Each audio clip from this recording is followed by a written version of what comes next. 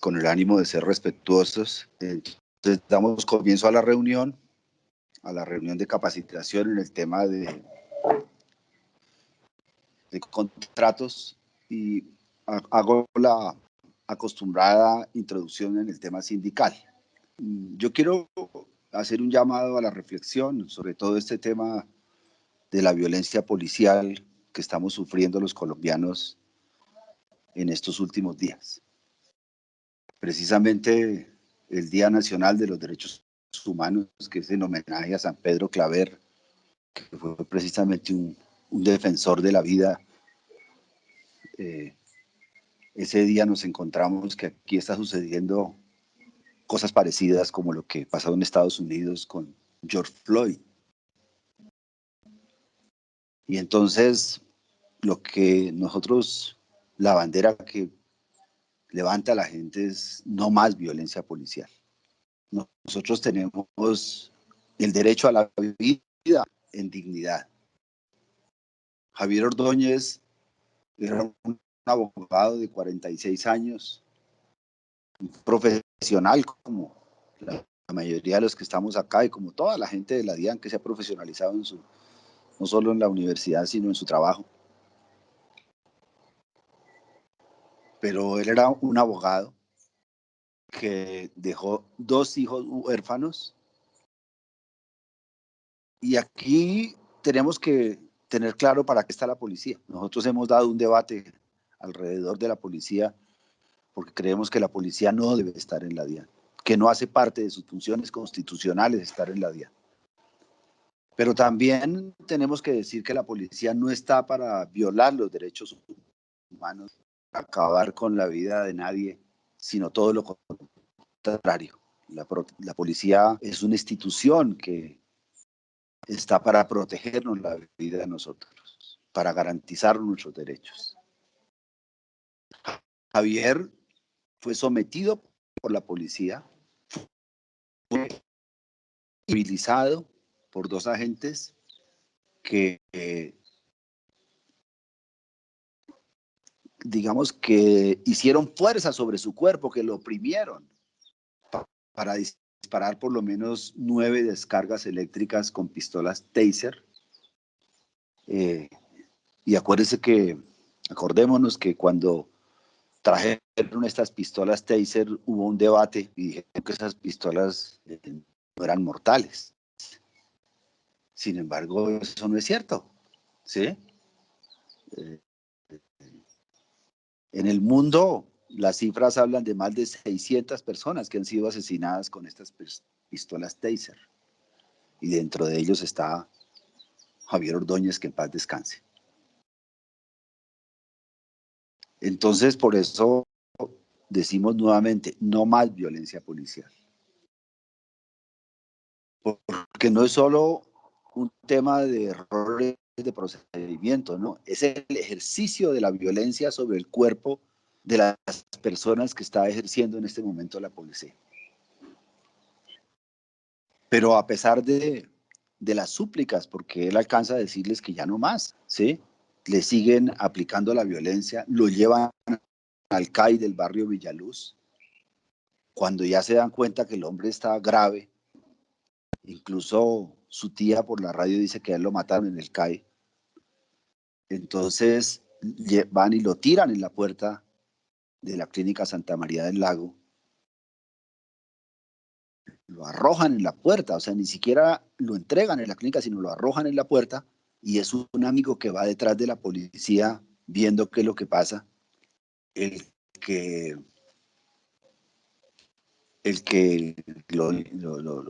digamos, lo presenta, lo lleva, mucho lo entra en el hospital.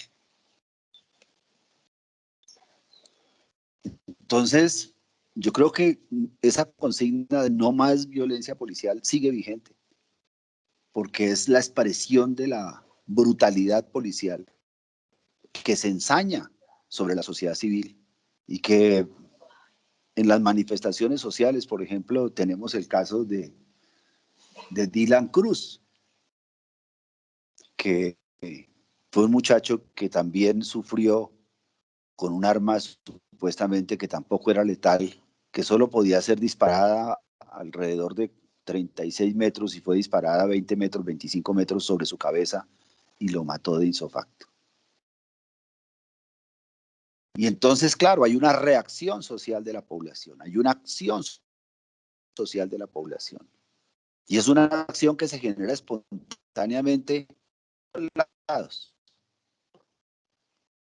La gente reacciona, la gente actúa, la gente dice ya no más, no soportamos más esta situación. Y eso es totalmente comprensible, porque finalmente la soberanía reside en el pueblo. Eso es claro en nuestra constitución política. ¿Dónde reside la soberanía? Es en el pueblo, y el pueblo tiene derecho a protestar. Y esas protestas pues tienen precisamente la dimensión en su momento de la rabia popular. Y claro, genera más muertos, genera más heridos, porque ese acto de violencia de la policía contra Javier es el generador de una serie de nuevos actos que traen una nueva tragedia.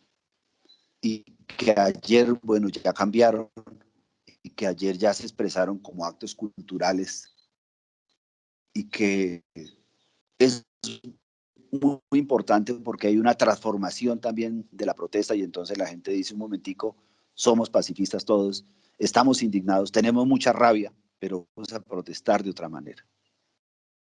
Pero la gente no ha parado las protestas. Creo que eso es lo que hay que destacar, ¿sí? Y entonces viene toda esta discusión sobre el papel de la policía y su relación con las Fuerzas Armadas. ¿Debe la policía seguir siendo parte de las fuerzas militares o debe ser una institución civil?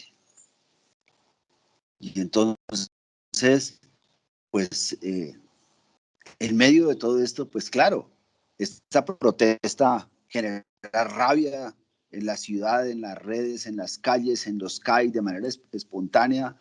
Las protestas comienzan pacíficamente y claro, la policía sale, golpea a la ciudadanía y nuevamente fue lo que sucedió el primer día, viene la confrontación, ¿sí?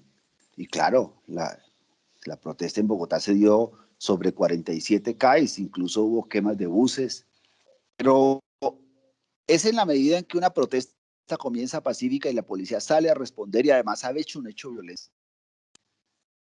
que genera esta situación tan grave de al menos 10 personas muertas, 8 en Bogotá y 2 en Soacha. Por eso decimos no más violencia policial. Y no compartimos la forma en que los medios de comunicación han manipulado esa información. Y entonces viene la declaración de la donde dice que lo que ha sucedido es una auténtica masacre de los jóvenes de nuestra ciudad. La compañera Hortensia está llamando para que por favor la llamen porque está pidiendo entrada. Y entonces le dan un golpe de Estado a la alcaldesa. O sea, se impone la autoridad militar sobre la autoridad civil. Y eso es supremamente grave. Como ella lo dijo, aquí en ningún momento se ha ordenado disparar. Y ahí están los videos donde ve uno a la policía disparando a diestra y siniestra.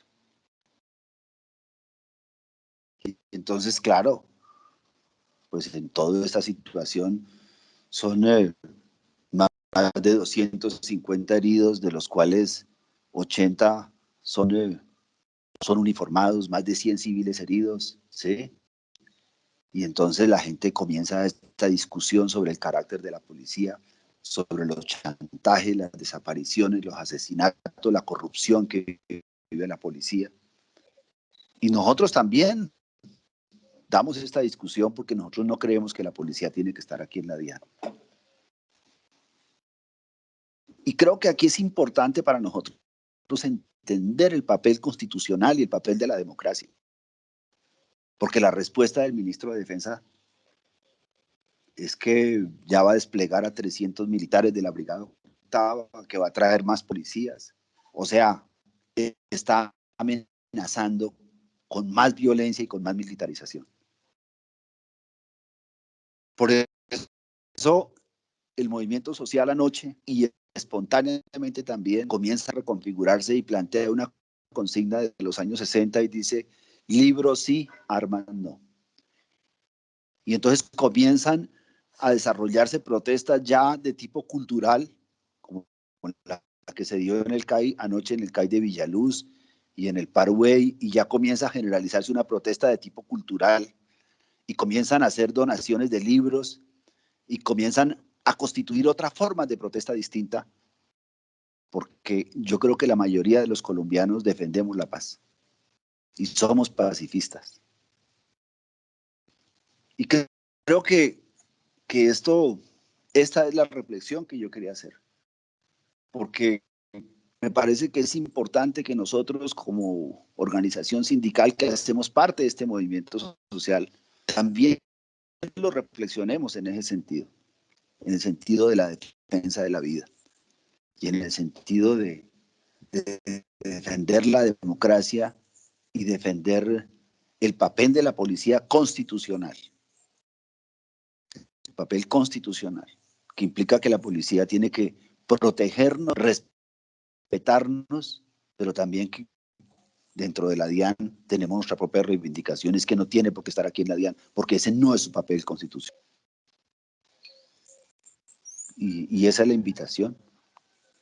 Y también hay una invitación al 21 de septiembre a una gran movilización de cacerolazos por la paz y la vida, por la renta básica, porque ese es otro de los problemas, que si aquí no hay una renta básica, si aquí los que tienen no pagan, como lo hemos dicho en múltiples oportunidades, y como lo seguimos insistiendo, si eso no es así, pues es muy difícil de tener toda esta problemática social y de violencia en la cual vivimos.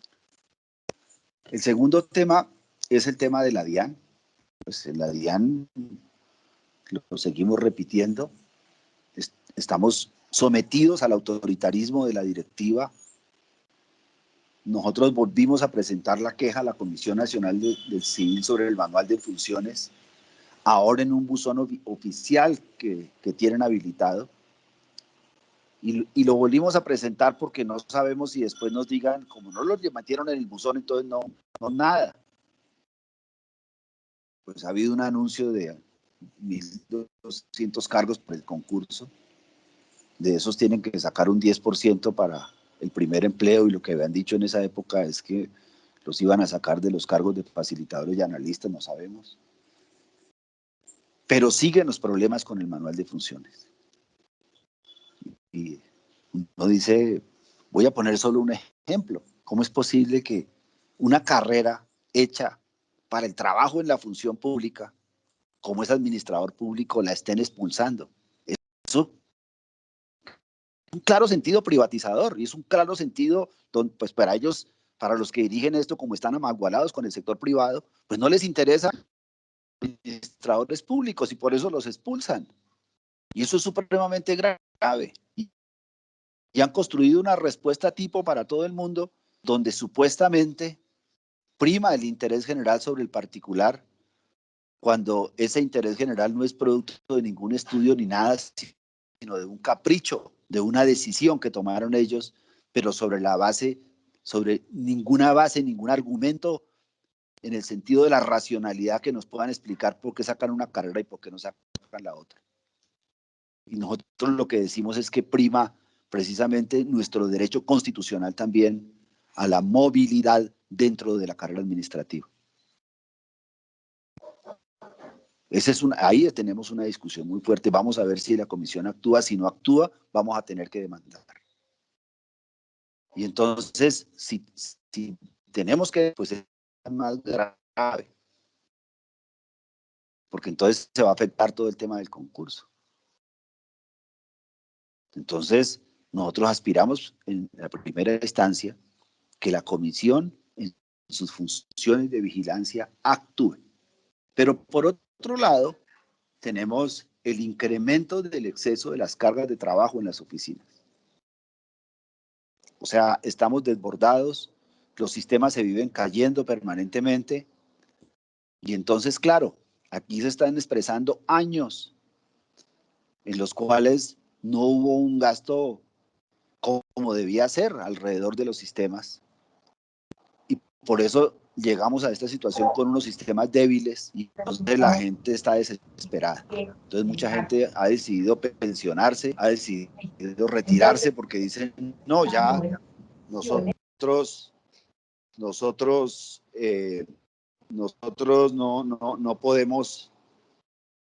podemos seguir así y han decidido retirarse muchas personas de la entidad, otros incluso quieren renunciar a sus encargos porque la presión es muy fuerte permanentemente y además porque pues con la caída de los sistemas pues es muy difícil responder. Nosotros sí creemos que aquí debe reconsiderarse las metas y aquí necesitamos urgentemente la ampliación de la planta. O sea, aquí es un momento clave precisamente para la ampliación de la planta. Entonces, encontramos que un ambiente oscuro en la entidad, un ambiente de oscuridad. No se vislumbra la ampliación de planta. Y siguen los anuncios ahí en la prensa con el documento COMPES, cuyas pretensiones sabemos que son escasas, porque solo van a aumentar 2 puntos del recaudo con relación al PIB en 4 años, cuando el mismo Luis Jorge Garay, que nos acompañó en la reunión, ellos hacen una propuesta para aumentar ya 7 puntos, ya de 1 a 7 puntos, cobrándole a este 1% más y a este 1% más rico, ¿sí? Y en el tema de los concursos, pues van a llenar el 65% de los cargos de carrera y va a quedar de todas maneras un 35% de cargos en provisionalidad.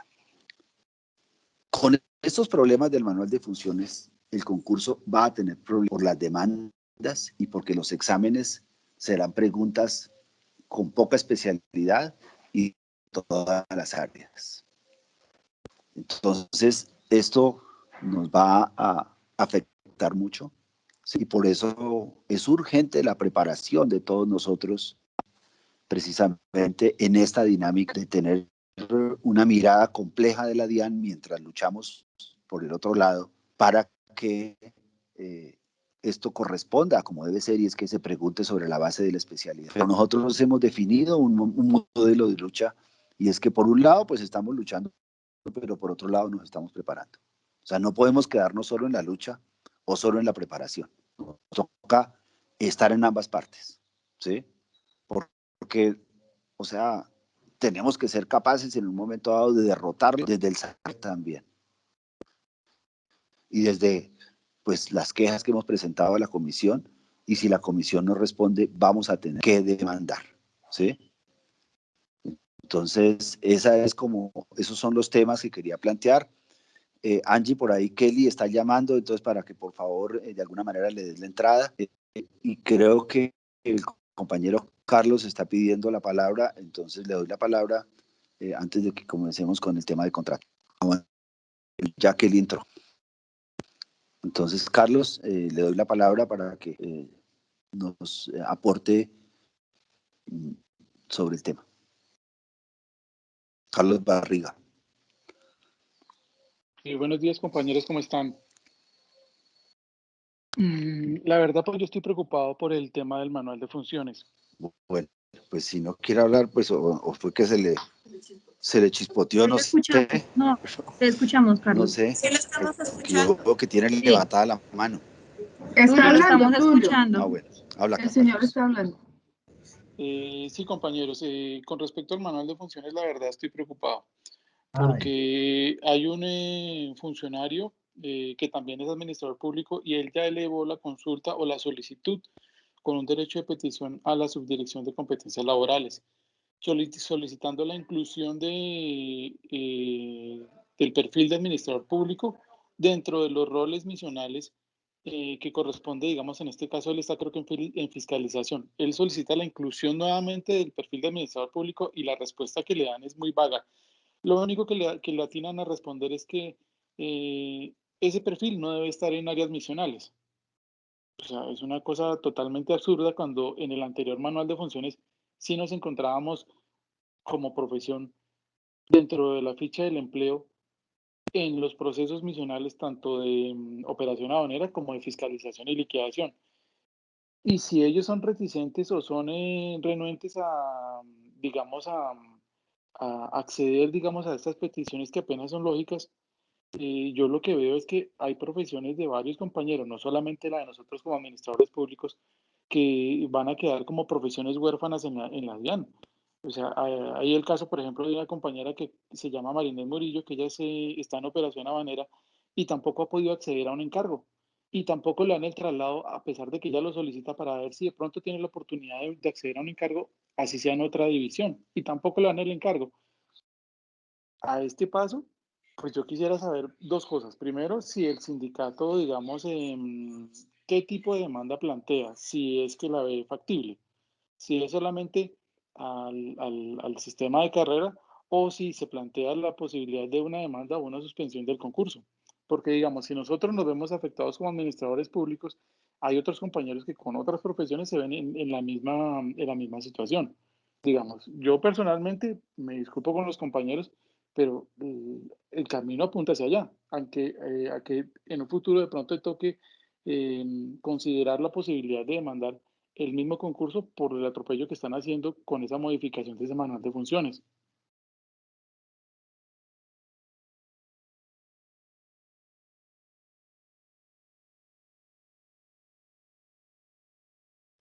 Bueno, ¿quién más está levantando? O sea, es que no le entendí bien, Carlos. Lo que usted está diciendo es que es que no le entendí qué fue lo que dijo de la demanda, no le oí bien, perdón, que comparte la Tulio, idea de él la se demanda. refiere, Tulio, él se refiere que están excluyendo profesiones, que es lo que nosotros estamos... Buenos días, compañeros, habla con Oscar Vega. Él se refiere a qué vamos a hacer, porque como lo hemos ido adelantando desde hace ya semanas, hemos visto que el manual de funciones lo están haciendo excluyendo muchas profesiones y que como tal, competencias laborales no ha efectuado ninguna respuesta contundente frente al tema.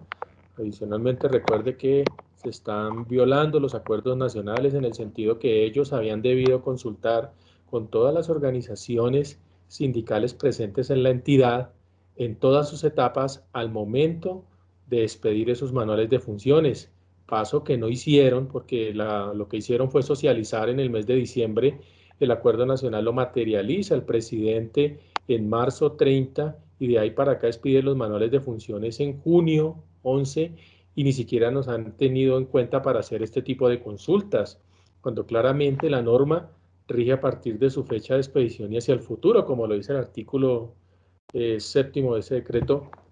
Nosotros estamos haciendo consultas sobre la vigencia de este decreto.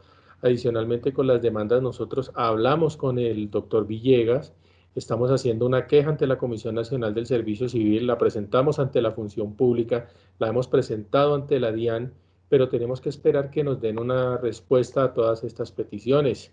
Si no se presenta ninguna respuesta, digamos, por parte de la DIAN, nos veríamos abocados a presentar una demanda ante la jurisdicción contenciosa para demandar estos manuales de funciones, una demanda de nulidad, que claro, directamente esto se vería abocado en la convocatoria del concurso, porque pues esa es la base que van a tener para las profesiones.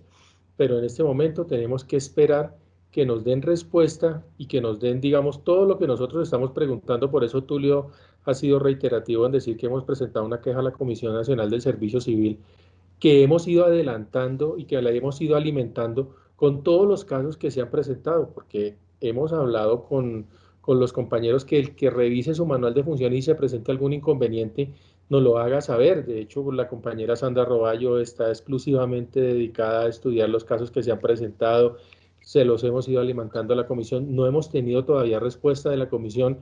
Hace pocos días volvimos y reiteramos por otra ventanilla única electrónica que se presentaron a ver qué nos responden. Y vuelvo y repito, ya hablamos con el doctor Villegas, que es un abogado muy prestigioso, para que, pues, qué podíamos hacer. Y él dentro de todo, pues, nos dice, uno, vienen a ver sobre el cumplimiento del acuerdo nacional, de eso ya hemos hecho varias consultas. y adicionalmente pregunten sobre los estudios técnicos que llevaron para la modificación de estas manuales de funciones y la exclusión de varias carreras de los NBC, porque como se ha reiterado Tulio, ¿cómo van a decir que una carrera que una persona que tiene el conocimiento desde hace 10, 15, 20 años y ahora va a decir que no necesita esa profesión en ese cargo? Entonces, a eso es que nosotros le pedimos, y les pedimos manuales de funciones, y es la fecha, estudio técnico, y es la fecha que no nos lo han querido entregar. Entonces, compañeros, sí estamos nosotros muy atentos y muy preocupados referente a este tema. Es una de las banderas de la organización en este momento.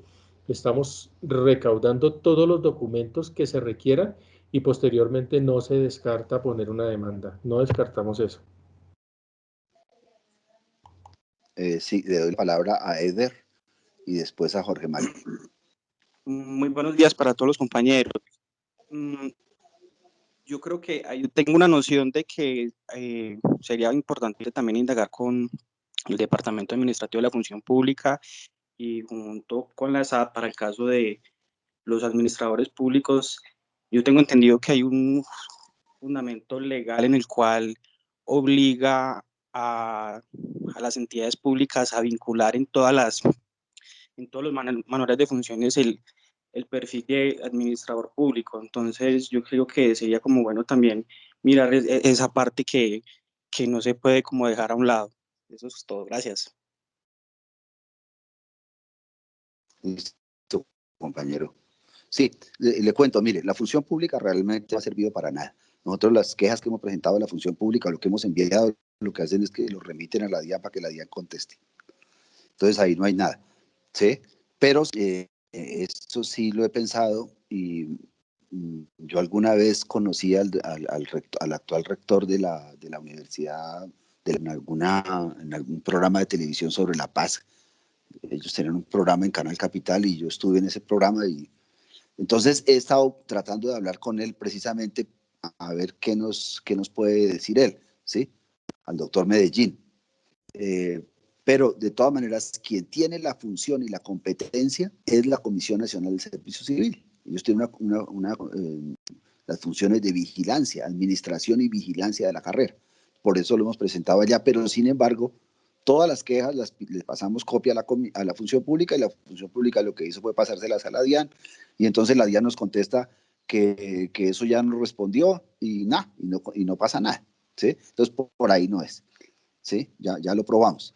Y por eso el doctor Villegas nos dijo, pues esperemos que salgan las respuestas de la comisión y dependiendo de lo que haga la comisión, entonces iniciamos la demanda. Pero ahí estamos, sí, ahí estamos. ¿Sí? ¿Sigue Jorge Mario? Buenos días, compañeros. Pues a mí lo que me preocupa es que hay muchas incertidumbres y pocas certezas con respecto a lo del concurso. Entonces, digamos que para los que tenemos estos inconvenientes con las carreras, el punto es que nos preocupa tal vez cuándo realmente el concurso va a salir, porque digamos algunos han hecho algunas indagaciones, incluso en Gerard, ahí les cuento, en Gerard, algún compañero le dio una consulta y en el grupo Gerard dijeron que ellos tenían información de que el concurso salía para mediados de este mes, o sea, el acuerdo. Entonces imagínense que pareciera que estuviéramos con una lucha contra el reloj, por así decirlo, y la pregunta es cuándo, ¿sí? Porque el problema es que, digamos, la comisión, cuánto tiempo podría tomarse y entonces nos va a tocarlo, como dicen, o nos tocaría entonces ya demandar muchas veces cuando ya esté el acuerdo, cuando ya el concurso arranque. Entonces, digamos que eso es algo que nos preocupa un poco porque la entidad y nosotros creo que tampoco sabemos cuándo realmente el concurso va a ir. Lo único que sabemos hasta el momento que ya es como oficial es que son 1.212 cargos que van a salir, pero de ahí, ¿cuándo? No hay una certeza como tal. Y eso sería bueno también por otra estrategia, porque, y la voy a comentar aquí para los compañeros que tienen el problema del inglés. Les comparto una vez, no es necesario que se pongan a hacer cursos, porque imagínense los que van a poner, bueno, los que no saben, no tienen un nivel de inglés, ponerse a hacer un curso, perdón, que cuánto tiempo les tomaría para que les vayan certificando los niveles y cuándo van a tener subidas las certificaciones del inglés en el CIMO. Aquí, digamos, el tener una cierta certeza ayuda es porque uno puede hacer un examen de suficiencia frente a cada nivel hay entidades que lo hacen y entonces certifican la suficiencia sin necesidad de someterse a un curso que puede ser extenuante, largo y costoso, y entonces eso le ahorraría a uno en parte ese camino del inglés. Pero también la pregunta es, ¿cuándo, vuelvo y digo, cuándo va a solucionarse todo este tipo de cosas? Digamos, esa es una opinión ahí que quería dejar. Gracias. Sí, sí, tienes razón. Ese es el afán que tenemos nosotros, pero mire, sobre la comisión, la primera queja que presenté, ellos tienen 30 días, vamos a ver. Y la reiteración que hicimos sobre la base de una orientación donde ellos dicen que solamente por un buzón específico, entonces nosotros metimos ahí, por ese buzón, tienen 30 días, que es el mismo tiempo del derecho de petición. Estamos sujetos a eso, ¿sí? Pero de todas maneras, mientras no tengamos respuesta, no podemos actuar, ¿sí? Y de todas maneras, presentada la demanda, eso tiene un trámite. O sea que eso va a ir paralelo al concurso si el concurso lo citan en esas condiciones. Por eso decimos que es muy grave lo que está haciendo la DIAN, porque se está tirando el concurso. Con todas esas arbitrariedades se está tirando el concurso, lo está dañando. Ahí tenemos casos. Hay un caso, por ejemplo, en la gobernación de Santander, donde hay una pelea parecida y el concurso ya está a punto de finalizar y ahí está sujeto a la demanda. Entonces, eso está mal hecho por parte de la entidad, porque ni la una cosa ni la otra, por su espíritu autoritario, ¿sí? Y excluyente, entonces está sacando una cantidad de cosas, haciendo un manual caprichoso, sin estudio técnico, sin nada, ¿sí? Y ahora, pues nos está generando un problema para el concurso, para todo el mundo. Eso es lo que sucede, ¿sí? Nosotros tenemos claro, es que hay una ley que garantiza, como lo dijo el compañero, que garantiza que la administración pública debe estar en todas las áreas, pero ellos exaltan todo eso, y contestan ahí cualquier cosa, ¿sí? Entonces eso pues vamos a tener que definirlo primero la comisión y después en un tribunal, y eso tiene su demora. Miren, nosotros el año pasado presentamos una demanda, no, a comienzos de este año, perdón, no, el año pasado. Bueno, nosotros presentamos una demanda con cierta anticipación para el caso de la negociación colectiva, porque este gobierno sacó una circular donde la limita. Y dimos unas medidas cautelares, como es que se suspende esa circular. Es la hora que no ha salido. Y miren qué mes estamos, ¿sí? Entonces, eso va a tener ahí una demora tenaz, ¿sí? Por eso la mejor solución sería que la comisión interviniera. Vamos a ver. Y si no, pues eso va a enredar el concurso. Eso lo va a enredar, pero lo está enredando la administración, ¿sí? Entonces, pues toca ir con calma, pero indudablemente que estamos en esa. Bueno, compañeros, ya son las 8:48. Entonces vamos a seguir con el tema de la capacitación. Yo creo que ya más o menos se explicó, y si no, de todas maneras seguimos trabajando en el tema, y tengan confianza y ayúdenos también con apoyos, con cosas, porque nos toca estar en esto, nos toca estar atentos todo el tiempo, porque pues son nuestros derechos de carrera, son nuestros derechos también, el derecho ciudadano a participar en el concurso, ¿sí? Esas cosas no las debe garantizar esta entidad, pero esta entidad, me he dicho, esta directiva está asaltando absolutamente todos estos derechos fundamentales, ¿sí? Entonces, quiero pasar al punto ya del concurso, y yo quiero hacer una introducción para terminar lo que hablamos hace 8 días, es corto, sobre el tema de la macrocorrupción en el departamento de Córdoba y la cooptación institucional. Mire que este estudio de Jorge Garay y Jorge Spitia concluye unas cosas que son importantes de cómo se da ese proceso de macrocorrupción. Yo solo voy a poner eso. Primero, es la estructura de la macrocorrupción que se da ya es centralizada. Es un sistema de redes reticular. Hay una relación constante entre lo público y lo privado y la creación de entidades sin ánimo de lucro en un sistema de redes que es eficiente a la corrupción. Y en la medida en que la macroestructura de la corrupción, analizada por ellos en Córdoba, es representativa, ellos consideran que es representativa de muchas regiones en Colombia. que ese análisis exhaustivo que ellos hacen expresa, digamos, esa representatividad en términos de actores, niveles de poderes públicos involucrados. El análisis de este estudio ayuda a entender aspectos importantes de cómo funciona la corrupción en el país. Y muestran cómo la Secretaría de Salud del Departamento de Córdoba, mediante funcionarios específicos, hacen toda una estructuración y subestructuración de esa macroestructura de corrupción. Por ejemplo, entidades identificadas con un código específico en el cartel de la MOFI, y especifica casos de funcionarios públicos que tienen su código. En el caso del cartel del síndrome de Down, en el cartel del VIH, y ahí hay entidades como, por ejemplo, que están comunes en todo este proceso, como Capesalud, la Caja de Compensación Familiar de Córdoba, Confacor, la Cámara de Comercio de Montevideo, y entidades de salud otras como Cosalud, ESS, una EPS que se llama AMBUC, Manexca EPS y Salud Vida EPS. Y son hoy las que están manejando el tema del COVID.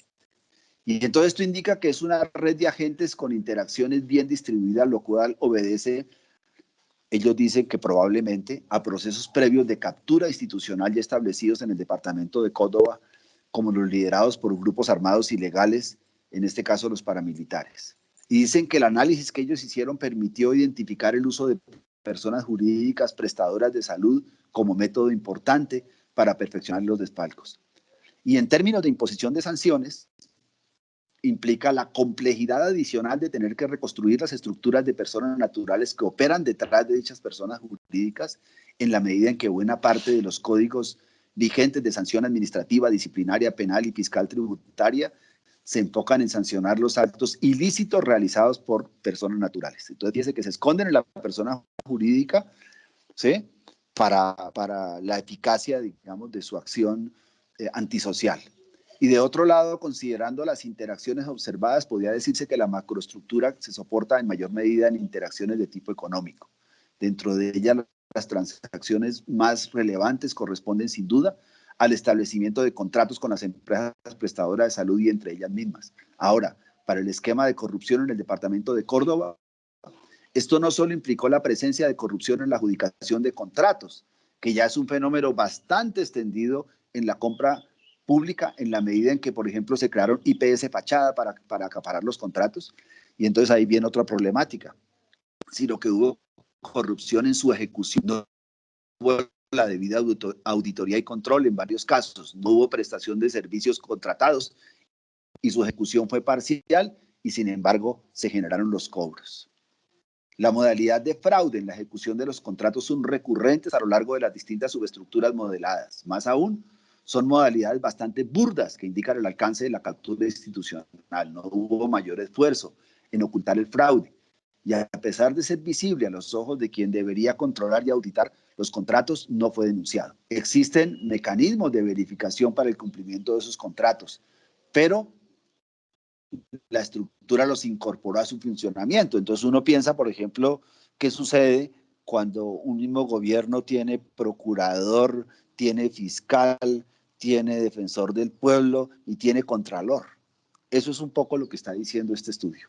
En otras palabras, las modalidades de fraude en esta macroestructura de corrupción no indican la ausencia de controles en nivel institucional, sino un entramado complejo que llega a corromper los mecanismos mismos de control, desde las auditorías contratadas hasta la incorrecta aplicación de controles que exige el documento soportado. Y entonces ellos, ¿en qué terminan? Pues terminan planteando que este problema se resuelve pues precisamente con la participación ciudadana, ¿sí?, digamos, con una ciudadanía activa, con una ciudadanía que rescate precisamente que el poder reside en el pueblo, pero que es una ciudadanía que está amedrentada precisamente por la violencia, y que ese amedrentamiento de la violencia hace que esta ciudadanía no sea activa, sino sea pasiva, y todo el mundo sepa lo que pase, pero nadie se atreve a decir nada. Y entonces quizás la gran reflexión que nos dejan ellos es precisamente de cómo nos convertimos de ciudadanos pasivos en ciudadanos activos y cómo construimos una sociedad distinta. Y en el caso nuestro de la DIAN, tenemos que pensar que estos 3.000 declarantes súper ricos, pues paguen progresivamente lo que deben pagar, que estos 30.000 que están alrededor también paguen progresivamente lo que deben pagar y no eludan y evadan sus responsabilidades como sucede actualmente, y que estos 58 clanes políticos pues sean cambiados en la medida en que son clanes políticos que están simplemente alrededor de la delincuencia, y necesitamos construir una sociedad democrática. Ese es el resumen realmente de lo que hace, del estudio que hacen ellos. No estoy hablando yo, está hablando el profesor Luis Jorge Garay y el profesor Jorge Spitia, y ahí está el documento para los que lo quieran.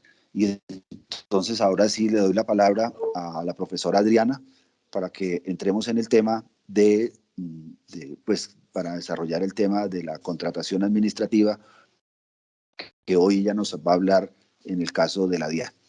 ¿Cómo es ese proceso precisamente para prepararnos para ello?